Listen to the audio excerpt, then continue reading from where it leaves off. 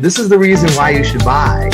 And we're not asking the most important question, the reason why it was important for them, in their heart of hearts. Like, that's a sale. Then we're going to see results, the mindset, going into every opportunity, saying to yourself, I would love to have the business, but I don't need the business. When they talk about building their organization just through referral, that means they're missing it. We're selling the experience. We're selling the reason why it's important to your prospect. The internet almost shut down because they're like, are you blind? Do you not know what's going on out there? Do you not see what's happening? You just hit 250,000 cold calls. Congratulations.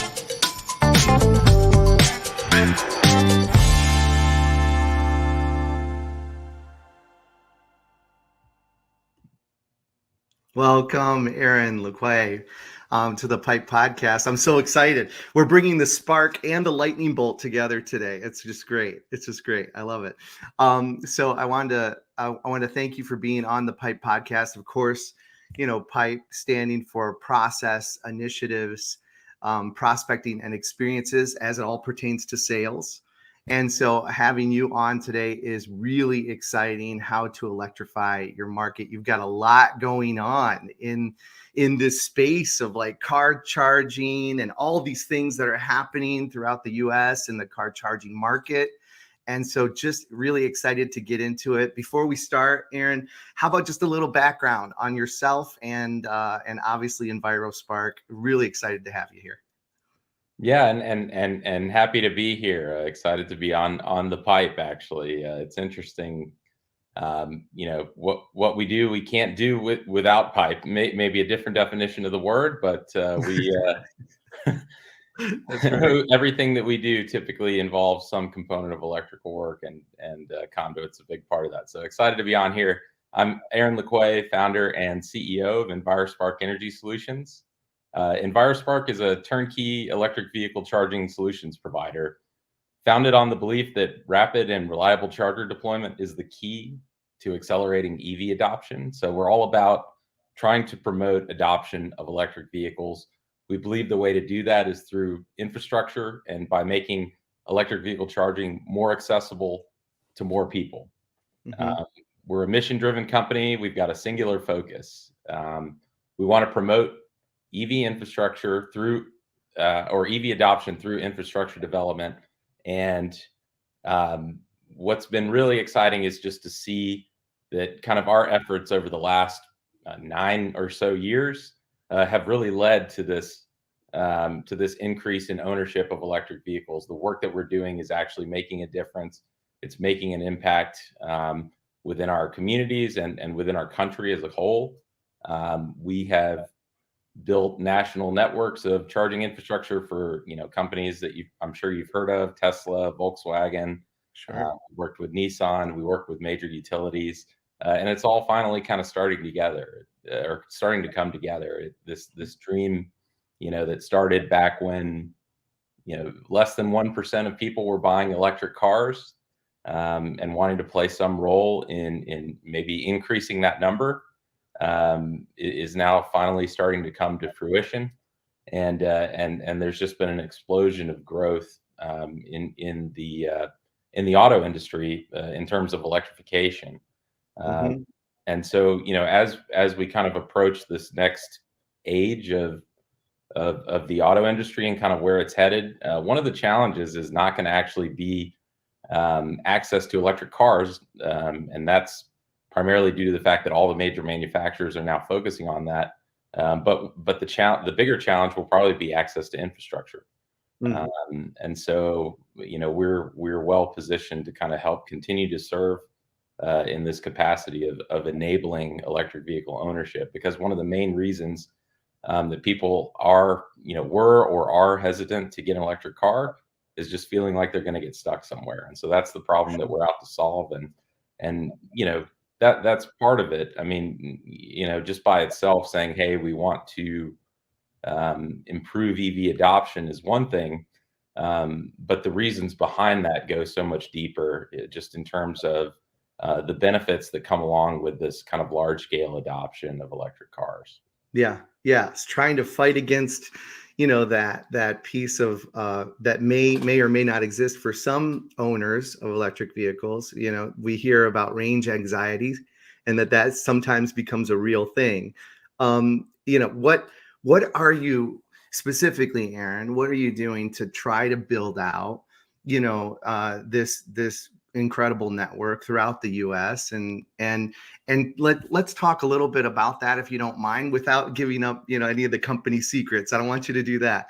But where are you focusing on specific areas? Are there certain subsidy programs? Like how are you kind of managing that whole thing?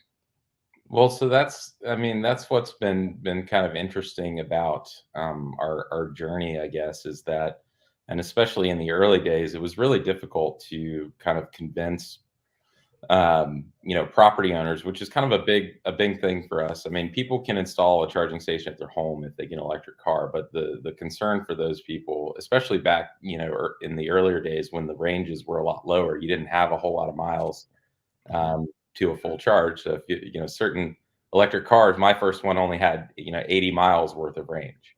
Yeah. And so that's that can be concerning if you've got a day where you've got to drive around a lot.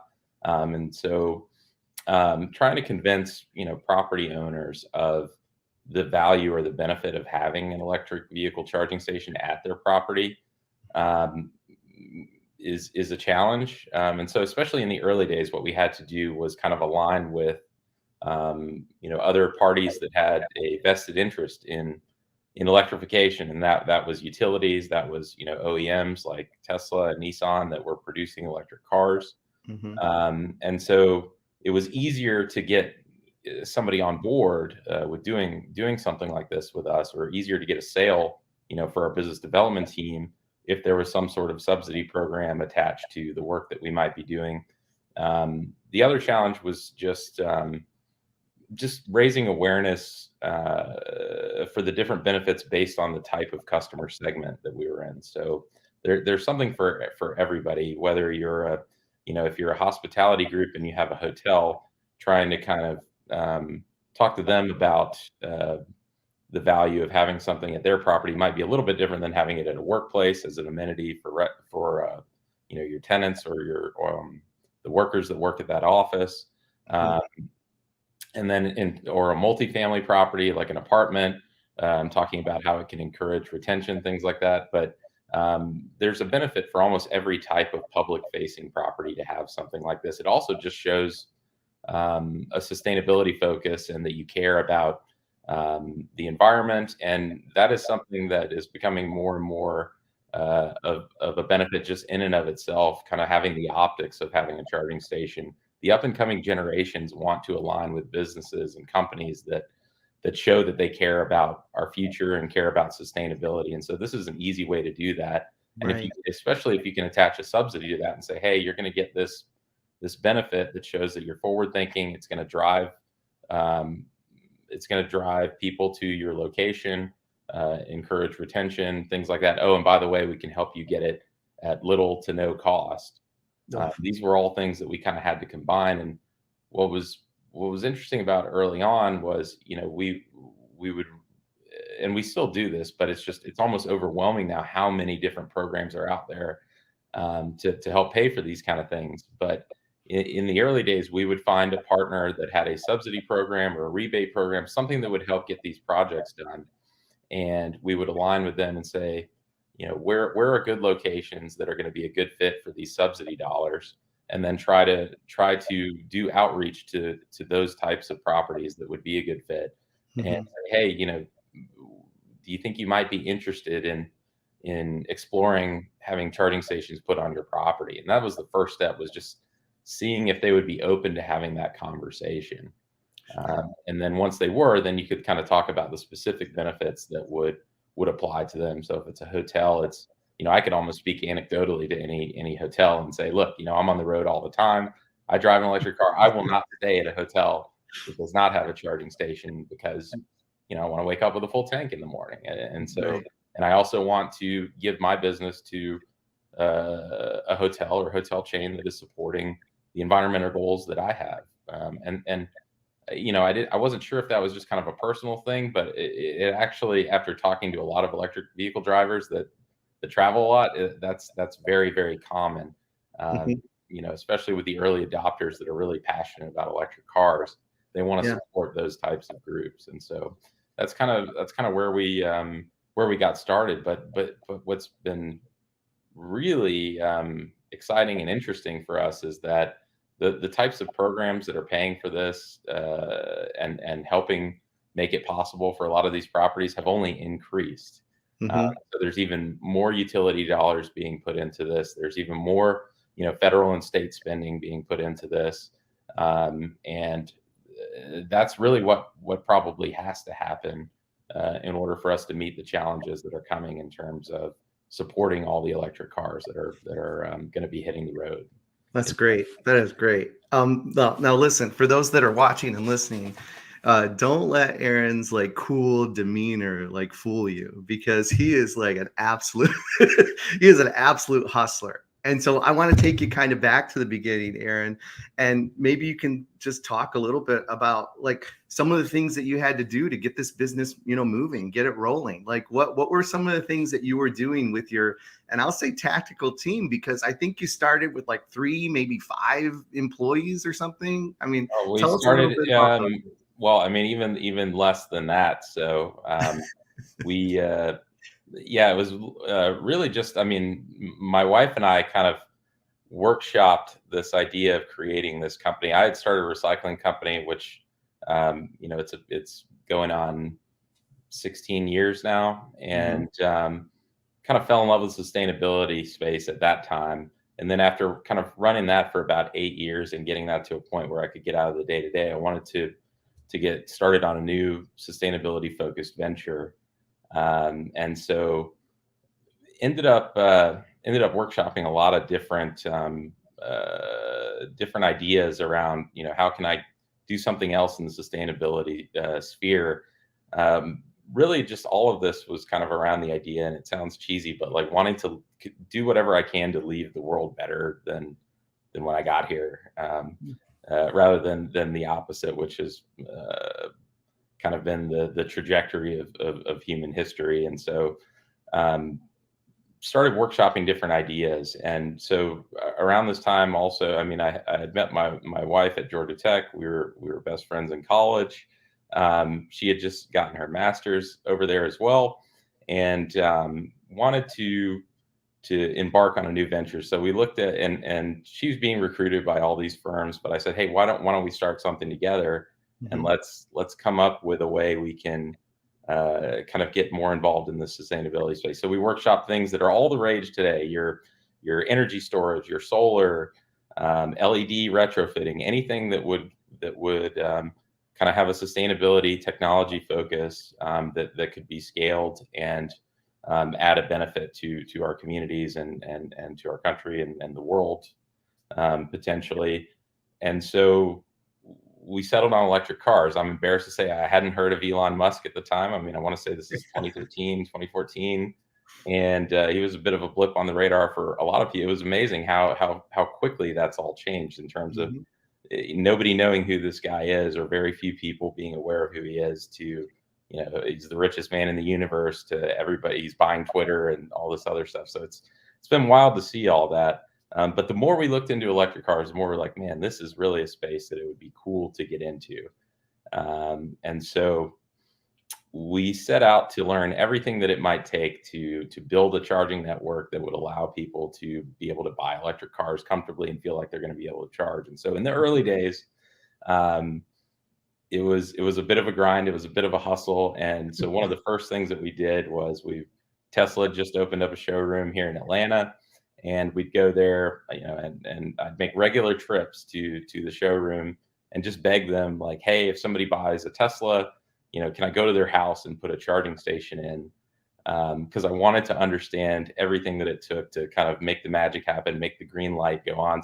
I'm self-taught, master electrician, and wanted to really understand charging infrastructure. And so we got our start by kind of partnering with Tesla, to put charging stations in the homes of people that bought that bought a Tesla, and that we're having it delivered here to Atlanta. And we actually continued that tradition. So we, again, started out, and it was really just me and my wife, and then very quickly kind of started growing a sales team once we understood what it would take to do these types of projects and how to go about um, selling this idea of a charging solution. And so we carried that tradition on for a very long time thereafter, where the most junior salesperson would have to go take coffee and donuts to any dealership in the Metro Atlanta area, which is where we started. I mean, we're national now, but Right.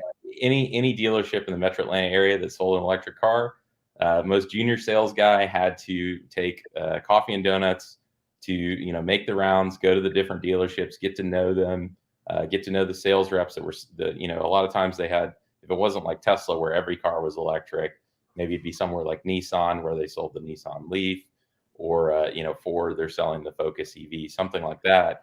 But get to know the guys that were specializing in selling those EVs, Mhm. and ask them if there was a way we might be able to be involved in setting up the chargers at their homes. And so that kind of gave us the fundamentals, the fundamental understanding of how all this worked, how to go about getting those solutions created and installed. And then we were able to scale that commercially. And so that relationship with Tesla grew into building out a kind of a regional network for them, and then ultimately serving them on a national level, Mm. while also building additional relationships that would kind of scale our business, that we could kind of grow and add new sales reps into to help service those relationships. So we That- partner with utilities, yeah. OEMs, and other network operators, and hardware and software manufacturers. So anybody that sold an electric vehicle charger, we were calling them saying, "Hey, if you have somebody who's interested in having it put in, we will we'll come do the design, and we'll come actually do the you know the blue collar work, if you will, going back to the pipe. We're the ones digging the trenches and laying the pipe and Right. running your conduit, your wire, pulling your wire, installing your breakers.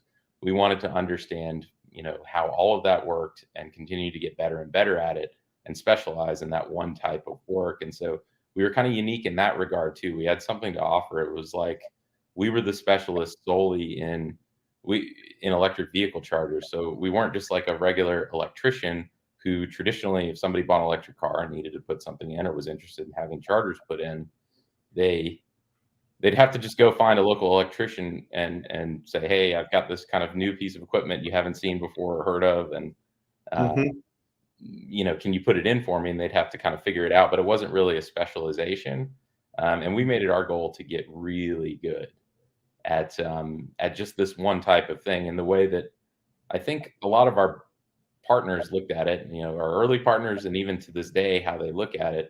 If you have a choice, if you have a vested, if you're a Tesla, or you're a big utility that has a vested interest in electrification, do you want to partner with someone who, everything that they do is related to electrification and EV infrastructure, or do you want to give your business, a lot of what we would earn would go back into doing things to raise awareness for electrification, and building our teams to then go get more chargers put in, those kind of things.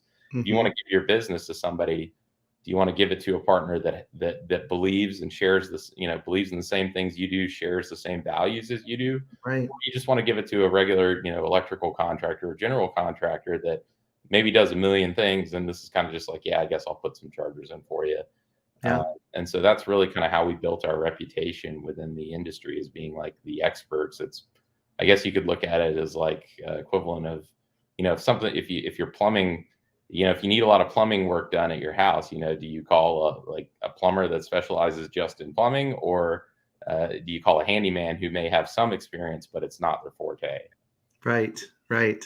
I'm telling you, it's so it aligns. It's very interesting because if someone wants to engage with sales arbiter services, for example, we focus specifically on that silo of sales. Like, we don't pretend to be this, this huge, this big like business consultancy, right? We know what we do very well in that silo of sales. But what's unique about your business is you have a full turnkey solution. Like, you not only, can buy and install the hardware and the chargers, but really you're managing the whole opportunity from end to end, which is definitely unique in this industry, correct? Yeah, well, that was part of the reason that we set up the business the way that we did. Was we identified, in our background research, we kind of identified the idea, the fact that there were there were all these different components that had to come together in order for a charging solution to get implemented. So, we talked to these hardware manufacturers that made the actual physical chargers, and that's all they did. And so, if a customer was to go buy those chargers from that hardware manufacturer, um, they would say, "Well, okay, I've got the charger. What do I do now?" And they're like, "Oh, we'll find an electrician to put it in." And so so then the customer has to go and find an electrician. Sometimes it's also like, well, okay, we've got power to it. We have the hardware. Uh, is there anything else that needs to be done? They're like, well, yeah, you have to load up. They need software as well. And so Hmm. then there's a software solution that has to happen. And then sometimes, yeah, if somebody buys the hardware, it's like, well, we need to find an engineering firm to design it, and then we'll have an electrician put it in, and then we'll have our hardware and our software. Oh, and by the way, somebody needs to maintain it. If there ever is any issues, somebody's got to come back out and repair it or fix it or replace it. And there were different companies that did all these different things, but nobody was doing it all, and that was a barrier to people buying electric vehicle chargers, just because it seemed daunting having to navigate. Okay, I have to figure out what hardware and software I'm going to use. I have to figure out who's going to design it. I have to figure out who's going to put it in. I have to figure out who's going to maintain it. That's a lot of different components there. And Yeah. what we wanted to do was be able to go to somebody and say, we actually can supply the hardware, we supply the software, and we create a turnkey design that basically marries all of those things in a way that's really efficient, cost effective, and also just is the right solution for that particular customer. Because if you talk to a manufacturer that only makes one type of hardware or their product, they're going to tell you, because that's all they can tell you, is that, like, well, ours is the best. Here's why you need to get ours or use ours. But that may actually not always be the case. I mean, Yeah. different types of clients have different needs. And so part of what we made it our goal to do was to really understand, the needs of a specific client or a specific location, and say, what are we trying to do with a charging solution for this client or at this spot, and Hmm. what hardware and software is going to best serve that particular client. Because there's certain manufacturers, like, they have all these bells and whistles, it's the best hardware out there, but it costs an arm and a leg. Sure. Maybe you don't need all of those features for some applications. Maybe you literally just need somewhere where someone can plug in and start charging. And Hmm. so there are other types of hardware that are out there that might fit that need, that will also fit the budget, or not. Because we don't want to sell anything to somebody that they don't need. We don't Right. want to leave anything out. If there's a feature or a type of equipment that will benefit someone and it's more expensive, our job is to kind of tell them, hey, we've got this over here that does all these things, and here's what it costs. But if there's budgetary concerns or whatever, we also have, there's another product over here that's a little bit less expensive. So Yeah. that does some of those things, and it's up to you to decide which one, if any, makes the most sense. So we see ourselves in our sales process as a team that goes out and says, here's all the we want to give our clients or prospective clients all the information they need to make the best decision for them, Hmm. and kind of give the different options, and say, here's the pros and cons of those, and really kind of spend as much time as needed with a particular client or prospective client to understand, um, what those different options are, and then help them make that decision. One is a charging solution at their property, right for them, because Hmm. they know better than us, whether or not it's it's going to make sense, if they do a cost benefit analysis and those kind of things. We wouldn't presume to know that, but also if they are going to embark on this, we want them to know that the solution they've chosen, or the solution that we're going to be implementing, that we want them to have a 100% level of confidence that it is the absolute best fit for what they're trying to do as an organization or as a property. That's great. That's great. So let's fast forward now to 2023. and it's weird saying 2023. I know, isn't it? It's crazy. Last year flew by. I know, and beyond. Right. So let's talk a little bit about where are we going, Aaron? Where's EnviroSpark going? What are some of the goals for the organization, yourself? Like what does that kind of look like in your world? Yeah, no, that's a good question. So we have done so many exciting things over the last 8+ years, and but what's even more exciting to me is that I feel like that was just the prep work. That was only the beginning. I mean, we have had so much growth as an organization. There's so much opportunity out there, and we've done so much to date. But now, with kind of what's happening in the space, it's like that's just kind of a drop in the bucket in terms of what's coming. And so everything that we've been doing for the last, 2 years or so has really, as we started to identify, hey, the market's really starting to move this way now. We've done all the kind of groundwork to help play a role in setting up this transition. Now it's this wave is kind of cresting and it's ready to take off, and we need to be there to help support this, as it gets taken to the next level. And so a lot of that is basically there's a couple of key components to our strategy in the next few years. One of which is just kind of supersizing our existing operations and sales capabilities and capacities. Over the last 8 years, we've built these processes both on the business development side to raise awareness and generate business and build partnerships and those kind of things. We built these processes, everything from, the early days of just walking into Tesla to, now doing a lot of different activities and things like that to create these relationships. And then also just our sales process, how we go about creating these solutions for our clients and kind of walking through things with them. We've built these sales processes. Now it's a function of kind of scaling those up. And supersizing them, really. And so we have the sales process, and the same thing on the operations side. We've built incredible years of getting beat up by Tesla and Volkswagen to provide ultimate levels of cost effectiveness, transparency into the construction process, visibility on how things are going, a high level of communication, those kind of things. We've internalized those things, and now as we're getting these major contracts, bigger than anything we've done to date. The good news is we have the processes to be able to serve those. We just need a larger team to be able to serve all the different opportunities that are out there. And so we're scaling both our sales and operations teams. But the good news is we have the foundation and we have the processes in place to be able to support that. So it's really more of a function of using a lot of the systems and processes and leveraging the experience that we've built over the years, and then adding kind of a scalability component to that, which is, a lot more headcount, and then layering in additional layers of management and things like that to help support these growing teams. The other component of what we're doing, in the next few years is also, we've identified over the years kind of areas where maybe existing technology is somewhat lacking.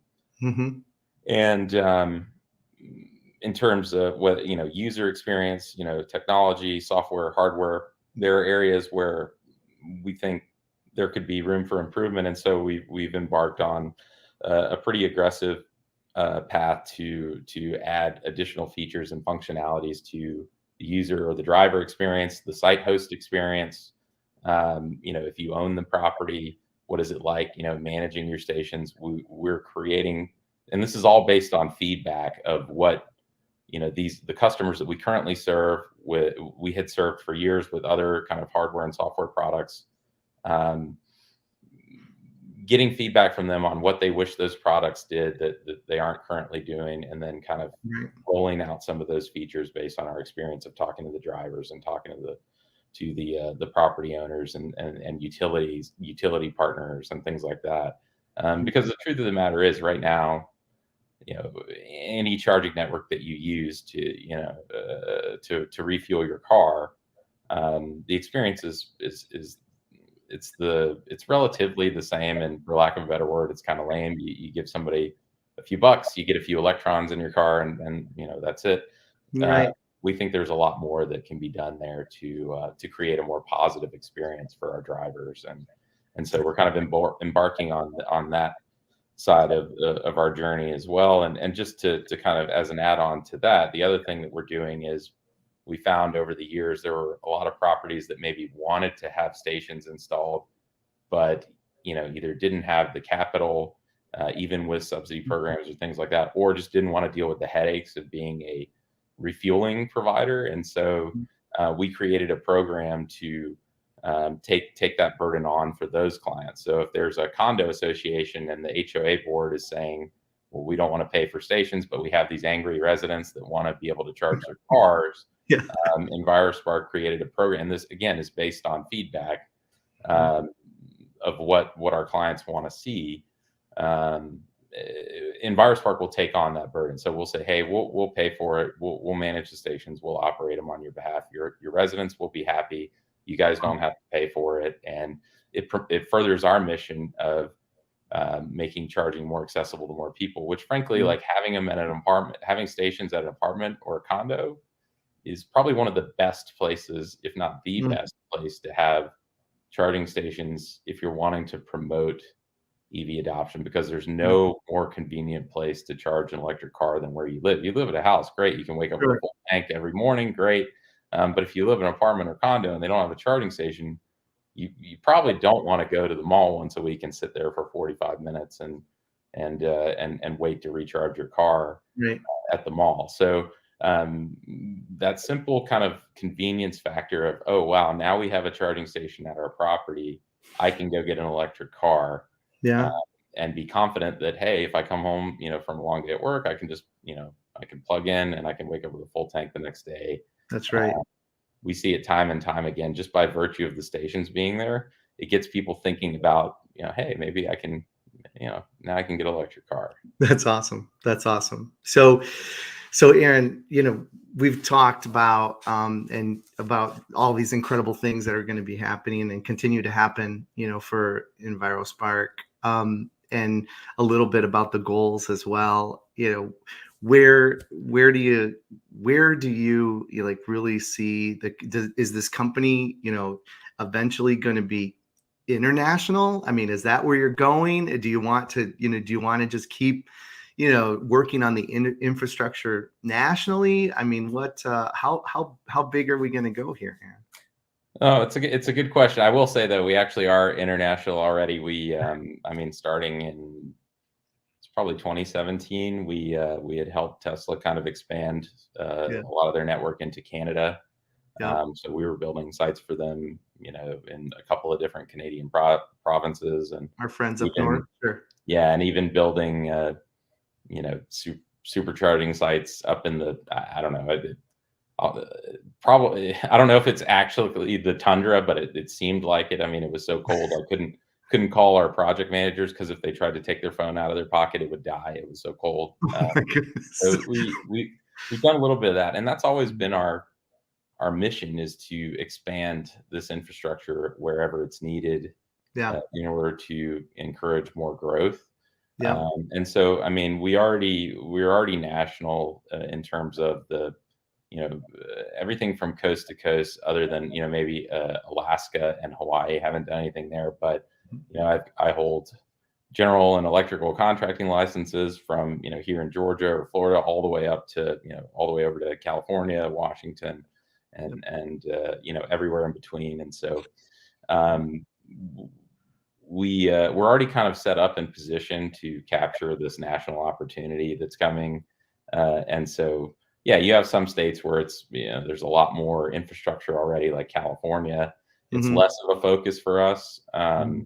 than maybe some other emerging markets, Mhm. Mhm. just because, everybody's already focused on there. There's plenty of people that are doing infrastructure development in California. Where we want to develop it is places that it doesn't currently exist, and there aren't people focusing on it, and it's going to create a benefit for those individuals. We Yeah. don't need to just be another player somewhere where there's already. Now, again, we do plenty of work there as well, but it's just not our primary growth focus. So what we try to do when we identify new markets is we look at a couple different things, just in terms of is there uh, a shift that looks like it's starting to emerge in terms of adoption, and Mhm. also are there partners that are also kind of targeting new regions in that area that we can partner up with and leverage their incentive or rebate or whatever programs might be available. And that's the really neat thing about kind of the NEVI program, as part of Biden's new infrastructure plan, which kind of basically has given dollars to every state in the country to Mhm. be able to Mhm. deploy electric vehicle charging stations. It's going to be utilized for routes along the highways, but that is an integral part of Hmm. the overall ecosystem, is having charging stations along the highways, because going back to what we were talking about earlier, um, people want to feel like they can travel and they're not going to get Right. stuck. And so that was one of the common things that we heard, especially early on, was, well, my aunt lives in Hilton Head or wherever, and I Right. can't get to her on one charge, and there's just not enough infrastructure along the way for me to be able to make that trip. Yeah. That's going to solve a lot of that. And so route enablement is a big piece of the puzzle here, in addition Yeah. to having charging at home or the workplace and things like that. Makes sense. Makes sense. So, what advice would you give, for other entrepreneurs, other business owners, to focus on 2023? You should be doing, one, two, these three things you should be focusing on for your business. What does that look like in your world, Aaron? Well, whether it's 2023 or any other year, I think a lot of the advice that I would give, in terms of, if you're wanting to embark on an entrepreneurial journey, or maybe you've started it and you're wanting to grow. I mean, I think the most important thing, and I say this, pretty regularly, but I think it's true, is that you have to, whatever it is that you're selling or trying to grow. I mean, you have to be like ultra passionate about it. I mean, I think the most successful entrepreneurs are people that have a mission. So identify, like, what is your mission, and if you had one before and maybe you're not, maybe it's not quite right, or there's room to kind of change that so that you can get more behind it, or you can um, sell it better or grow it better. I think identifying and really having a clear cut mission about what you're all about. I mean, our mission hasn't changed since day one. We want to promote electrification within the auto industry. We believe doing that is going to create a number of benefits for our communities and for our country. And I don't think we quite touched on that, but so I will get back to the question. But I'll say, for us, what struck us is that if we could get everybody and so I was thinking about, in terms of my own community, right, like Atlanta, where I live. If every vehicle in Atlanta was switched from electric car, or from a gas powered car to an electric car, the air quality would instantly get uh, orders of magnitude better, and that would mean that fewer people in Atlanta would have respiratory conditions, and fewer kids would have asthma, and so there was a way to attach meaning to the work that we were doing, and that's just one example. I mean, I could go on for days. So, but going back to your question, I would say, for whether it's an aspiring entrepreneur or someone looking to grow a business, I mean, I think you have to have something that has meaning to you, and then have a way to communicate that your prospects and your team, both internally and externally. And so we've been really intentional at EnviroSpark to make sure that we find people who align with our vision and are excited about it. We don't want working here to just kind of be a job or a paycheck or something that people aren't passionate about. We want to find people that believe in what we're trying to do, that believe that what we're doing is meaningful, and they can go out and say, this is important to me, and here's why, maybe it should be important to you. And I think that excitement is contagious, and that's why we've been so successful in working with our clients and our customers, is because that kind of shines through, that passion for what we're doing, and that the work that we're doing is actually making a difference. And so if you can instill that in your employees, if you can instill that in your prospects, a lot of things kind of come together at that point. Thank you. That's awesome. That's great. I just realized my I'm not plugged in here. I'm low on battery. I need to plug in. Give me a minute. Sorry. That's okay. That's okay. Hey, this is perfect. This is perfect. He has to plug in, right? And that's exactly what we've been talking about. Aaron, while you're doing that, it's interesting because when we talk about the whole piece of people want to make sales and want to make growing their company so difficult. And a lot of times it doesn't have to be that hard. When at least I talk with sales, with some of, with some of the individual CEOs, CFOs, and companies that I serve through, Sales Arbiter, they're like, we can't figure out, the sales piece of it. Like, what should that look like? Or what does that look like? And what's interesting about that is we make sales so complicated at times. Like, and I say this is the formula for that, right? If you're the individuals within the organization, and you touched on it, and you're building the right culture first and foremost, that's important. But then, you have to be able to, those individuals within those roles, are behaving correctly. Like, we don't call them KPIs, key performance indicators. We call them KBIs, key behavioral indicators, right? Are they behaving correctly as it pertains to their role? And have you set up the appropriate goals for them? And then if they're behaving correctly in that role, then they're gonna increase their level of production. I mean, the level of production is clearly going to increase, and an increased level of production is going to increase sales. Like it's not this like mythical, like magical formula that you have to come up with. And then, we layer on a little bit of accountability, and typically sales reps get a little crazy when they wait a second, accountability, that sounds a lot like micromanagement. Well, it doesn't have to be. It's just that we're keeping those individuals accountable for what's happening, on the behavior side. And so, when you talked about how you're growing an organization, that resonates, very loudly with me. And thank you for sharing that. So, hey, I'd like to jump into, with your permission, the Sales Arbiter 7. And this is, kind of a tribute, to James Lipton. And I don't know, I'm a bit older than you, Aaron. So, but James Lipton, is inside the actor studio. This is kind of a tribute to him. So I'm just going to ask you a series of questions. And this is really the only reason why people tune in to the show, Aaron, is because they want to know how you're going to answer these questions. Yeah. So really no pressure, okay? Sure. Okay. So Aaron, what is your favorite word? What's your favorite word, Aaron? Snuggle. Snuggle. Sorry, I don't know. I like it. I think it's a cute word, but and no, it makes you think about my kids, my wife. It's like one of our favorite things. I'm a snuggler. I don't know what. I love it. I love it. That's probably something that. Can I snuggle? I don't know. I like it. I love it. I love it. Okay, what is your least favorite word, Aaron? I don't know. I think you could insert any MBA buzzword here.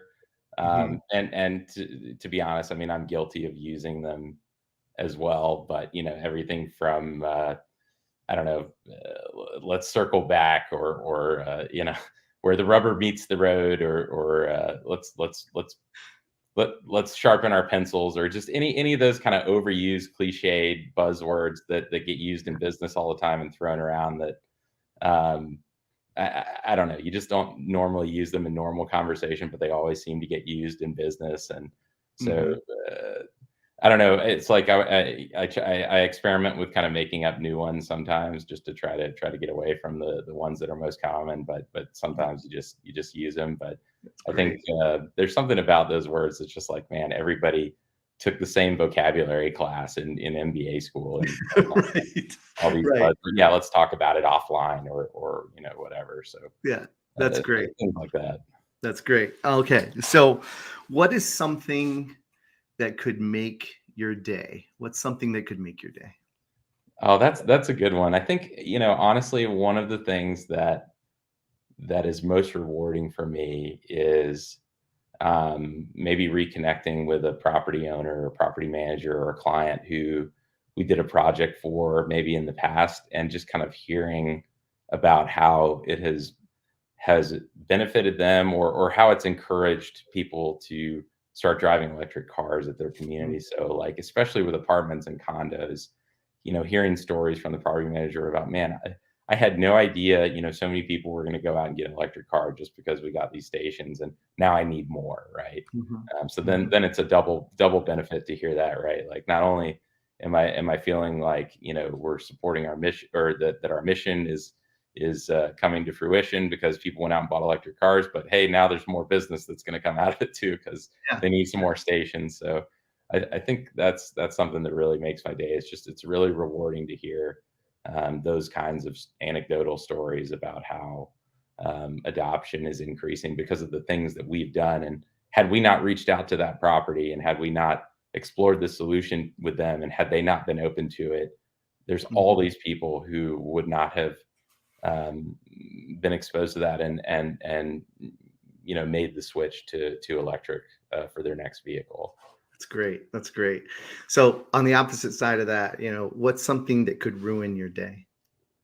Um, I think it's somewhat related. It's I think it's maybe trying to have a conversation with someone who, and this is in anything, not just related to maybe the work that I do, but just someone who kind of already has their opinion made up on something, Mhm. and is unwilling to kind of engage in an objective conversation, or even just be willing to kind of understand the reasons that you might believe something different. Like, I really try to be open to other points of view, and even if I don't agree with someone, I want to understand them, and I believe everybody is deserving of respect.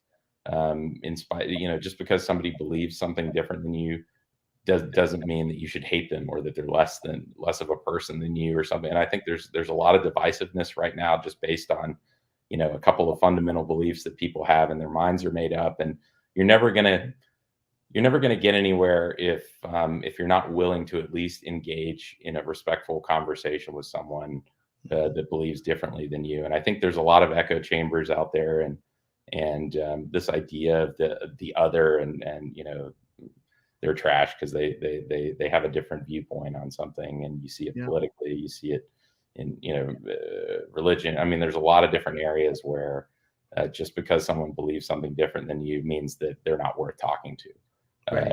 and Right. you just write them off. And I think the only way we can progress as a species is to have more constructive engagement. And so when you try to say, hey, well, why do you believe that? Or, would you be interested in kind of hearing my rationale for why I believe something? And, they're not even willing to kind of hear you out because their mind is already made up. I think Right. that Yeah. that Yeah. that's difficult for me. Yeah. I got it. I got it.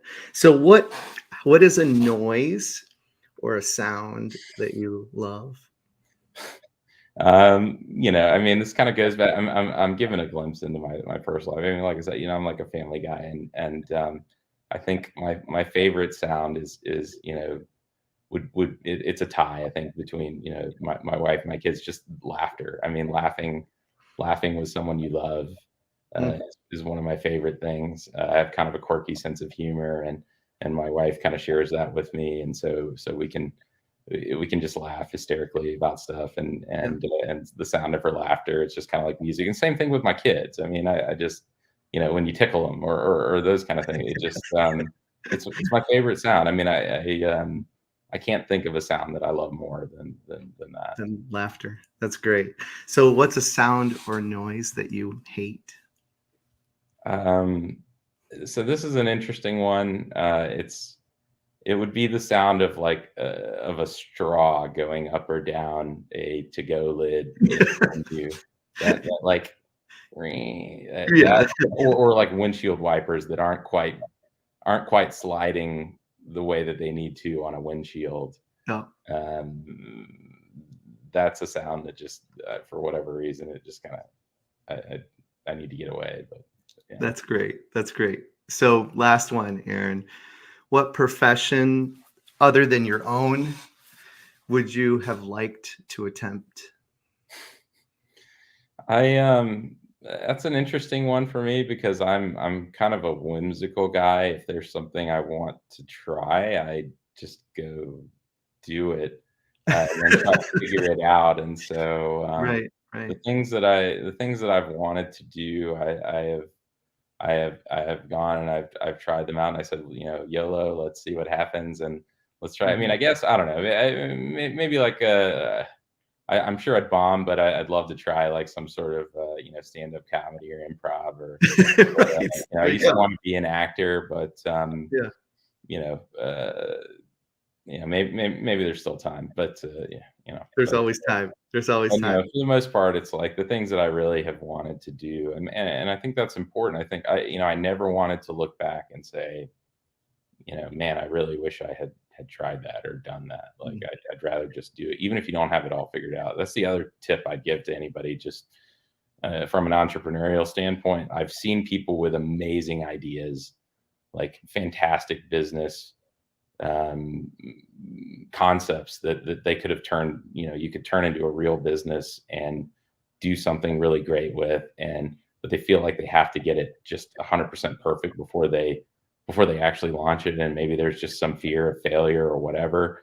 And I was always just kind of more of a like shoot from the hip guy. And so sometimes you get it right, sometimes you don't. But if you don't, you learn from that, and then you get closer to getting, and you're never going to be perfect. And so that's the advice, is that you will never have everything figured out. If you have a good idea, go incorporate and start talking to people about it and try to figure out a way to and if you can monetize it, and you can turn it into a business, try it out, see what happens, throw stuff against the wall, see what sticks, and go from there.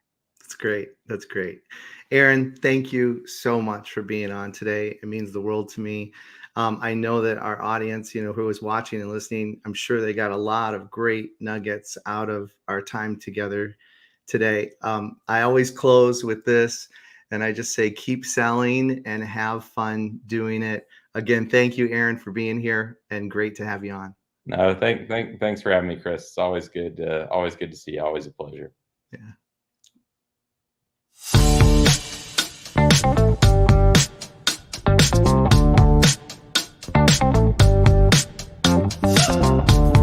This is the reason why you should buy. And we're not asking the most important question, the reason why it was important for them, in their heart of hearts. Like, that's a sale. Then we're going to see results, the mindset. Going into every opportunity, saying to yourself, I would love to have the business, but I don't need the business. When they talk about building their organization just through referral, that means they're missing it. We're selling the experience.